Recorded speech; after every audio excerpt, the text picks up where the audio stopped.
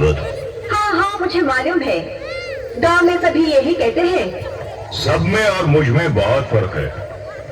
मेरी आदत है कि जो चीज मेरी नजरों में बस जाती है मैं उसे जबरदस्ती अपना बना लेता हूँ। अच्छा लगता है आप भटक कर यहाँ आ गए हैं।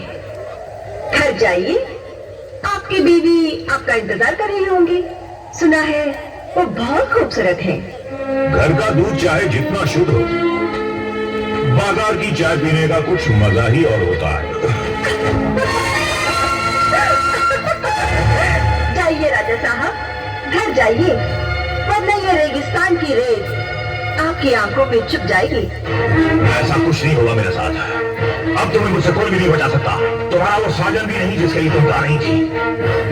मेरे साजन की बात तो छोड़िए, आपके लिए ये रेत ही बहुत है।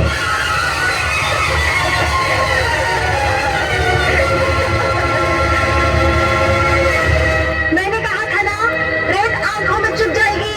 हाँ याद रखना, अगर तुम मेरी नहीं हुई तो मैं तुम्हें किसी और की भी नहीं होने दूंगा। चाचा, हम तो दूर से ही देख के समझ गए थे कि कोई साला जीवा दीदी में छेड़ रहा है। जब हम वहाँ ऊंट पर पहुँचे तो वो ऐसा भागा मुखिया जी कि बस पूछे मत। अरे चुप! जानते हो कौन थे? वो लक्ष्मीपुर के बड़े मालिक जसपाल सिंह थे। अरे बाप रे! तब तो बड़ा अनर्थ हो गया। अगर ये तुम लोगों को पहले से मालूम होता तो शेर के पास जाने की हिम्मत भी नहीं होती। इस गांव को बचाने का एक ही रास्ता है कि जीवा की शादी जल्द से जल्द करा के उसे इस गांव से विदा कर दिया जाए। न रहेगा बांस और न बजेगी बांसुरी। लेकिन इतनी जल्दी उसकी शादी हम किससे करा दें? उसी से जो उसे बहुत प्यार करता है, रामपुर का शिवा।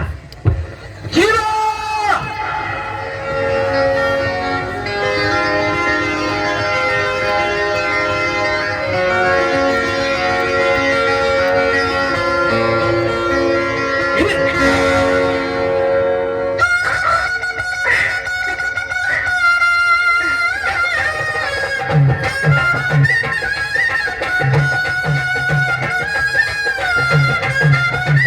अरे चेहरा क्यों छुपा रही तू? अरे चेहरा देखो ना। अरे चेहरा देख ना मुझे। अरे ये क्या घूंघट कर दिया? इतना भी तरसाना अच्छी बात नहीं है ना। दिखा दो। मैं क्या